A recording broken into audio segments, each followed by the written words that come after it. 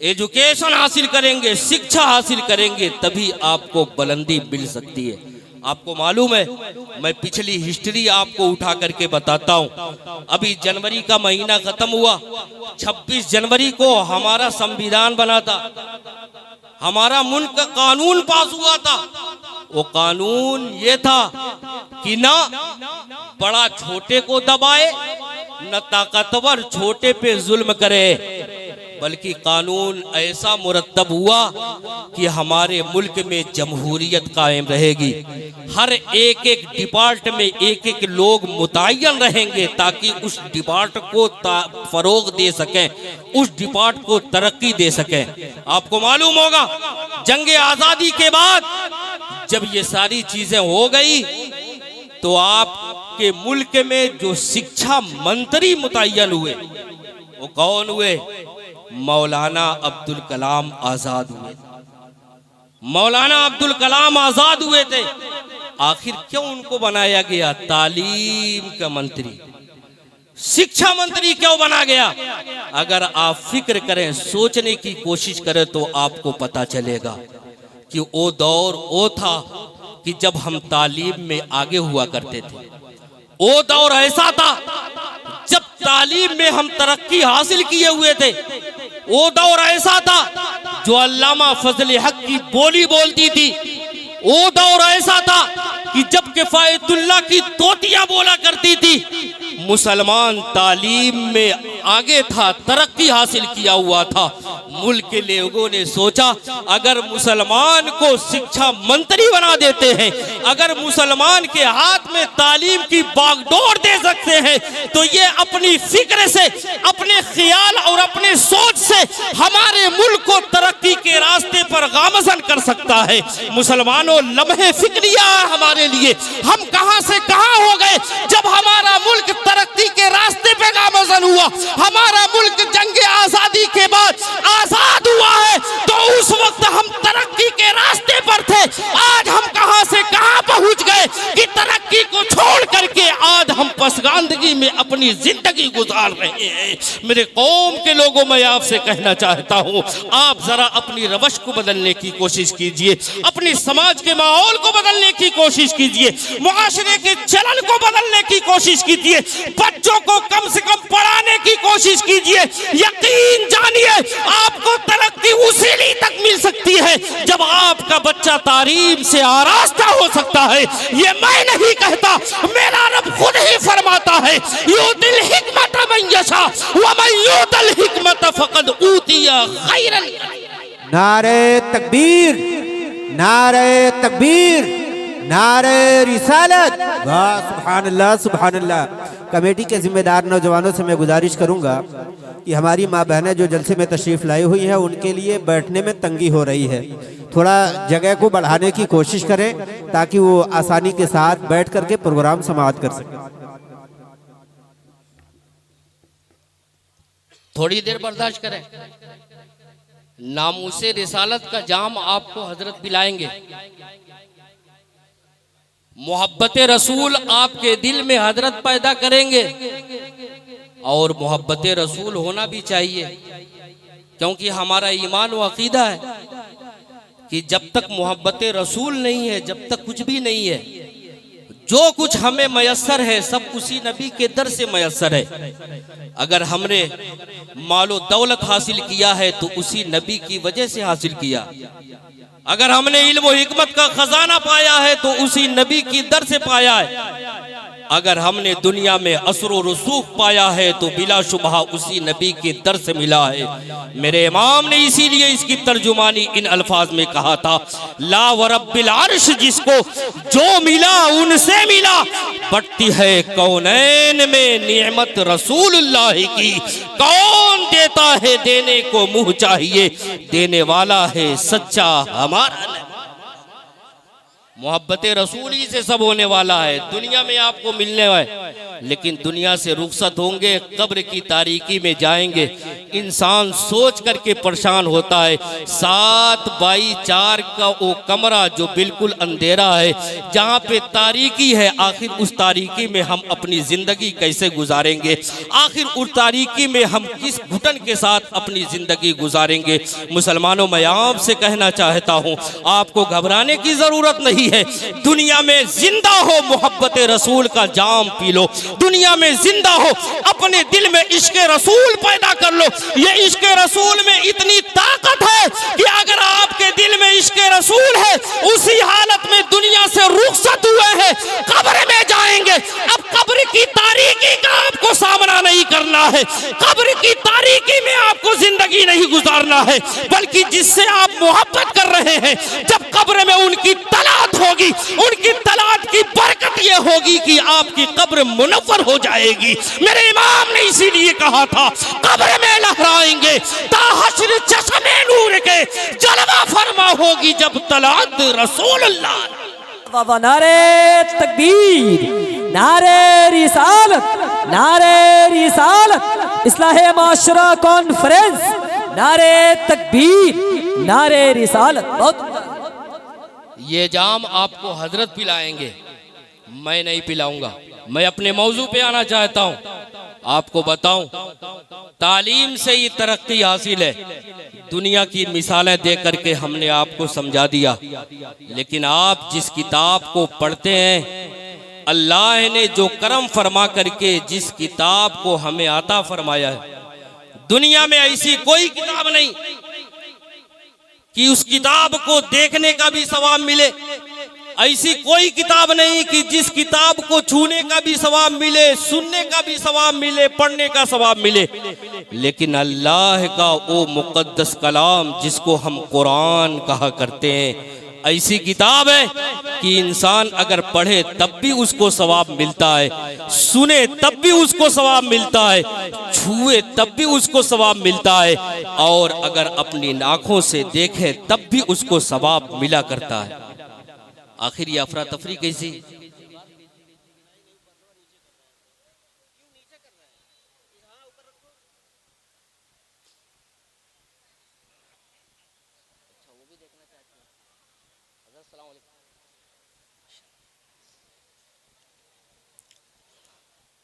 माशाअल्लाह, आपकी इस अज़ीमुश्शान इस्लाह मुआशरा कॉन्फ्रेंस की सरपरस्ती करने वाले बड़े ही मुक्तदर आलिम दीन, जिनको फ़ख्रे सहाफ़त के नाम से हम जानते हैं, हज़रत मौलाना हाफिज़ वक़ारी नूरुल हुदा मिसबाही साहब की जलवागरी हो चुकी है। हज़रत तशरीफ़ रखते हैं। उनकी भी दुआएं लेते हुए मैं अपनी गुफ्तगू आगे बढ़ाता हूँ। नौजवानों से गुजारिश करता हूँ कि आप इस अफरा तफरी के चक्कर में न पड़ें, हमारी बात सुनने की कोशिश करें। मैं आज आपको काम की बात सिखाने की कोशिश कर रहा हूँ। तकरीरें लच्छेदार बहुत होती हैं, धमाकेदार तकरीरें बहुत हुआ करती हैं, लेकिन काम की बात सीखें, मुमकिन है आपके दिल में कुछ बात उतर जाए। मैं अर्ज कर रहा था मुसलमानों, हमने दुनियावी हिसाब से जान लिया कि अगर हम तरक्की हासिल करना चाहते हैं तो हमको साहिब इल्म होना पड़ेगा, एजुकेशन और शिक्षा हासिल करनी होगी। ये हम सिर्फ दुनिया देख करके महसूस कर रहे हैं, लेकिन जिस किताब को अल्लाह ने आपको अता किया, जिस किताब को रसूल पाक सल्लल्लाहु अलैहि वसल्लम ने हमें पढ़ने का हुक्म दिया, अगर हम उसमें गौर करें तो हमको यहीं से अंदाज़ा होगा कि अगर हम तरक्की हासिल करना चाहते हैं तो सबसे पहले इल्म से आरास्ता होना पड़ेगा। आपको मालूम है, पहला पारा आप पढ़ें, 2 वरक आप पलटेंगे, तीसरे वरक के पहले सफ़े पे आपको एक बड़ी आयत मिलेगी। हजरत आदम अलैहिस्सलाम का किस्सा अल्लाह तबारक व तआला ने कुरान मुक़द्दस में बयान किया। कुरान में यूं तो आपको अहकाम भी मिलेंगे, मुतशाबहात भी मिलेंगे, कुरान में इसके अलावा बहुत सारे अमसाल और किस्स भी मिलेंगे, ये कुरान में अल्लाह ने जो किस्से बयान किए हैं या जो मिसालें बयान किया है, हमारे उलमा बयान फरमाते हैं कि ये किस्से और मिसाल इबरत के लिए हुआ करते हैं।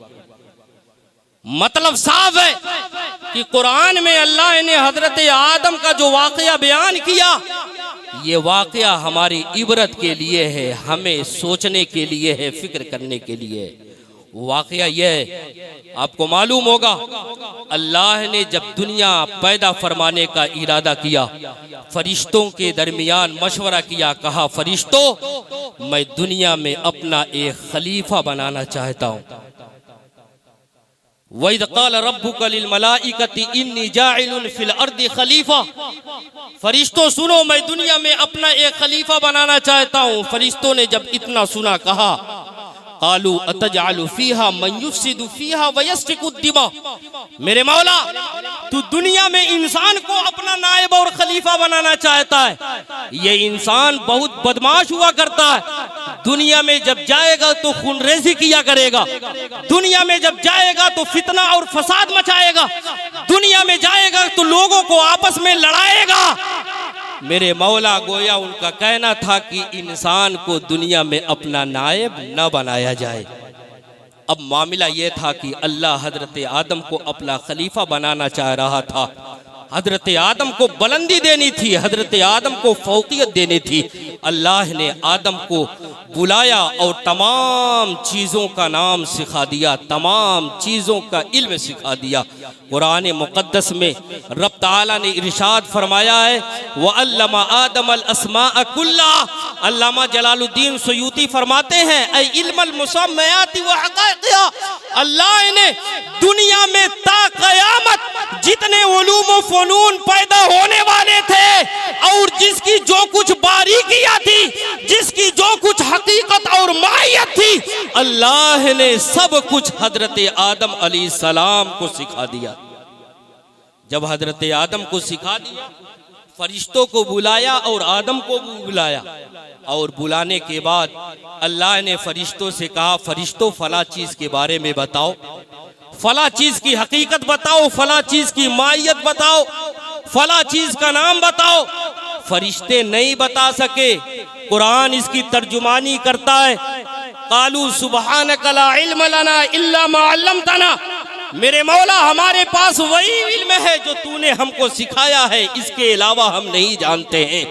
जब वो लोग नहीं बता पाए, अल्लाह ने आदम को बुलाया, कहा आदम इसके बारे में बताओ। आदम ने उसके बारे में बता दिया। कहा आदम इसके नाम बताओ। आदम ने उसका नाम भी बता दिया। कहा हकीकत के बारे में बताओ। आदम ने हकीकत भी बता दी। कहा माहियत के बारे में बताओ। आदम ने माहियत के बारे में बता दी। सारे उलूम व फ़नून को हजरत आदम ने बता दिया। जो भी बारीकियां थी हजरत आदम ने सब कुछ बता दिया। जब सब कुछ बता दिया, फरिश्तों से रब ने फरमाया, कहा फरिश्तों तुम ये कह रहे थे कि इनको ना बनाओ खलीफा, देखो आदम ने सब कुछ बता दिया है। अब हमारा डिसीजन यह है कि आदम को हमारा खलीफा और हमारा नायब बनना है। ये वाकया ऐसा है जिसको आपने सुना है, लेकिन मैंने शुरू में आपको बताया था कि किस्से जो कुरान मुक़द्दस में होते हैं वो इबरत और दर्स और पैगाम के लिए हुआ करते हैं। आखिर इस किस्से से हमें इबरत क्या मिलती है, इस किस्से से हमें पैगाम क्या मिलता है, इस वाक़े से हमें दर्स क्या मिलता है। अजीज़ान मिल्लत इस्लामिया, मैं आपको बताना चाहता हूँ, ये वाक़या उस वक्त का है जब न ज़मीन बनी थी, न आसमान बना था, न इंसान बना था, न शजर व हजर बने थे, कुछ भी नहीं बना था। उस वक्त का ये वाक़या आखिर अल्लाह ने कुरान मुक़द्दस में क्यों दाखिल किया? आखिर अल्लाह ने कुरान मुक़द्दस में ये वाक़या क्यों बयान फरमाया? मैं आपको बताना चाहता हूँ और आपके ज़मीर को बेदार करना चाहता हूँ। दरअसल मामला ये था, मेरा मौला जानता था, मेरा रब जानता था, मेरे महबूब नबी के उम्मती एक दिन ऐसा आएगा कि वो भी पसमानदगी में अपनी जिंदगी गुजारेंगे, ज़बीहाली में अपनी जिंदगी गुजारेंगे, इन्हितात में अपनी जिंदगी गुजारेंगे। वो भी सोचेंगे कि हम क्या हासिल करें कि तरक्की मिल जाए, वो भी सोचेंगे हम क्या हासिल करें कि हमको बुलंदी मिल जाए। जाए, उनको कहीं और भटकने की जरूरत नहीं है। कुरान मुकद्दस में आदम के किस्से को पढ़ ले, कुरान मुकद्दस में आदम के वाक़े को पढ़ ले। आदम ने इल्म की बुनियाद पर फरिश्तों में फौकियत हासिल की है। अगर उम्मत मुहम्मदिया में मुसलमान इल्म हासिल कर ले, वो भी इल्म की बुनियाद पर गौरों में फौकियत हासिल कर ले। वाह वाह वाह, नारे तकबीर, नारे रिसालत, नारे रिसालत, इस्लाहे माशरा कॉन्फ्रेंस, नारे तकबीर, नारे रिसालत। बहुत आप समझ रहे हैं, हमारा वक्त खत्म हो रहा है बहुत तेजी के साथ, लेकिन बस एक बात और आपको बयान कर दूं, आप सुने, गौर से सुने। इस किस्से और इस वाक़े से हमें दर्स यही मिलता है कि अगर हम भी तरक्की चाहते हैं, हम भी बुलंदी चाहते हैं, तो हम भी इल्म हासिल करें, तालीम से आरास्ता हो, एजुकेशन शिक्षा हासिल करें। यकीनन उसके बदौलत हम तरक्की हासिल कर सकते हैं, बुलंदी हासिल कर सकते हैं। अफसोस का मकाम है मुसलमानों कि आज देखें जिस शोबे में, चाहे वो सियासत का मैदान हो, चाहे तिजारत का मैदान हो, चाहे कोई भी मैदान हो, आज मुसलमान सबसे पीछे नजर आ रहे हैं। यही वजह है कि हम जैसे गांव में परेशान होते हैं, वैसे कोर्ट कचहरी में भी परेशान होते हैं। यही वजह है, जैसे हम गांव में परेशान होते हैं, वही अपने थाने और चौकी पे भी परेशान हुआ करते हैं। वजह यही है कि हमारा कोई बंदा वहां तक पहुंचा नहीं है।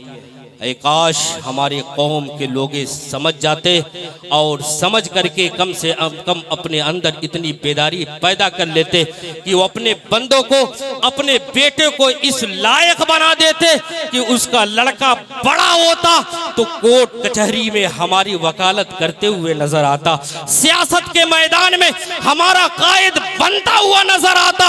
हम कहीं पे अगर पसमानदगी में जिंदगी गुजार रहे हो, हम कहीं पे अगर जुल्म के शिकार हो रहे हो, तो हमारा वो बंदा हमारी मसीहाई करता हुआ नजर आता।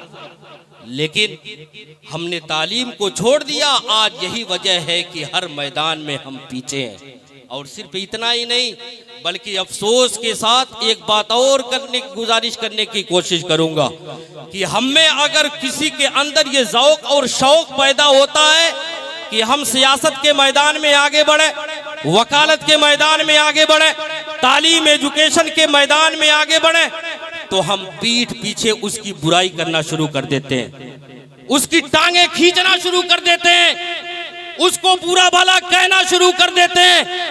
मुसलमानों, आज यही वजह है कि जिसके अंदर बेदारी पैदा होती है, जब कौम के लोगों का साथ नहीं पाता है, कौम के लोगों की हमदर्दी नहीं पाता है, तो वो भी पीछे मुड़ जाता है, पीछे धकेल दिया जाता है।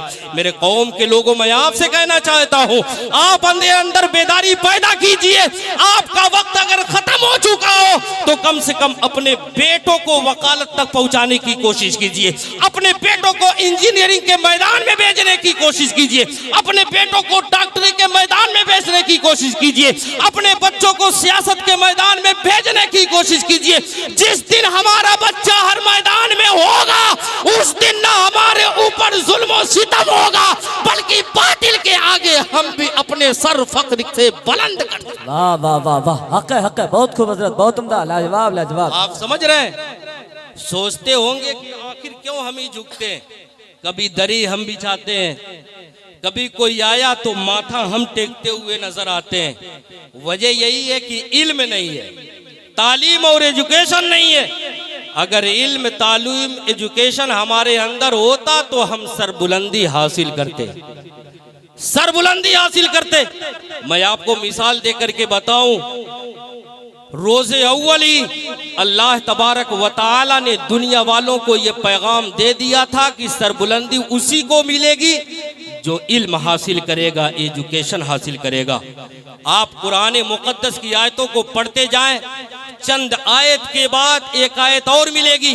रब ताला फरमाता है, वइज़ कुल्ना लिल मलाइकति इसजुदू लि आदम फसजदू इल्ला इब्लीस। जब हजरत आदम को फौकियत मिल गई इल्म की बुनियाद पर, अल्लाह ने फरिश्तों से कहा, फरिश्तों अब आदम का सजदा करो, आदम के सामने अपने माथे को टेक दो, आदम के सामने झुक जाओ। सारे फरिश्ते झुक गए, सारे फरिश्तों ने सजदा किया, लेकिन एक इब्लीस था, उसने सजदा नहीं किया, अकड़ गया, जहन्नम में दाखिल हो गया। मैं आपसे पूछना चाहता हूं, आखिर उस वक्त ऐसा क्यों कहा गया कि आदम का सजदा करो? आखिर क्यों कहा गया कि आदम के सामने अपने माथे को टेको? मुफस्सिरीन किराम के अक़वाल अगर पढ़े तो आपको अंदाजा होगा कि अल्लाह ने हजरत आदम की फजीलत की बुनियाद पे कहा था, या हजरत आदम की नबूवत और रिसालत की बुनियाद पे कहा था, या हजरत आदम की अफजलियत की बुनियाद पे कहा था। बहुत सारे असबाब और इलल हो सकते हैं, लेकिन हमारा भी ज़बान एक चीज और कहता है। दरअसल मामला यह था कि अल्लाह ने जब फरिश्तों के सामने इल्म की बुनियाद पर हजरत आदम को फौकियत दिया, तो उसके फौरन बाद फरिश्तों से कहा, फरिश्तों आदम के सामने अपने सर को झुकाओ। हमारा विजदान कहता है ये सजदा सजदे ताज़ीमी हो सकता है, नबूवत और रिसालत वाला सजदा हो सकता है, लेकिन कहीं ना कहीं ये वाकया हमें यह भी विजदान दे रहा है कि जो साहिब इल्म होता है वो हमेशा बुलंदी पे होता है, और जो उसके नीचे होते हैं हमेशा उसके सामने सर झुकाते हुए नजर आते हैं। आप समझ रहे हैं? आदम को फौकियत मिली थी, इल्म की बुनियाद पर बरतरी हासिल किए। मेरे कौम के लोगों, इल्म में वो ताकत है कि इंसान अगर इल्म हासिल कर ले तो उसके सामने जमाने वाले अपने सर को खम करते हुए नजर आएंगे, जमाने वाले अपने माथे को टेकते हुए नजर आएंगे। या और बात है, आजकल के जमाने में पैसे की बुनियाद पे कुछ भी हो सकता है, लेकिन आप देखे होंगे किसी भी कोर्ट का अगर आप चक्कर लगा लें, किसी भी थाने पुलिस में आप चले जाएं, कहीं यूनिवर्सिटी या कॉलेज में आप चले जाएं, इल्म वाला अपनी कुर्सी पे विराजमान होता है, चाहे मुल्क का कितना बड़ा आदमी हो जाए, मालो दौलत वाला आदमी हो जाए, उसके सामने हमेशा झुकता हुआ नजर आता है। यह उसका झुकना ये बताता है कि इल्म वाला हमेशा शानो शौकत के साथ रहता है, और जो भी इल्म होता है वो हमेशा इल्म वाले के सामने झुकता हुआ नजर आता है। आप समझ रहे हैं? इसलिए इल्म हासिल करने की कोशिश करो मुसलमानों। इल्म हासिल करेंगे, यकीन जाने आपको ये सारी चीजें मिलेंगी। इल्म हासिल करेंगे, ये समझ लें आपको तरक्की मिलेगी, बुलंदी मिलेगी। अफसोस हमारे कौम में लोग इस मैदान में पेशरफ्त नहीं करते, हमारे कौम में लोग इस मैदान की तरफ अपने कदम की नहीं बढ़ाते। अगर अपने कदम को बढ़ाएं, यकीन जाने आज भी कामयाबी हमारे मुकद्दर हो सकती है।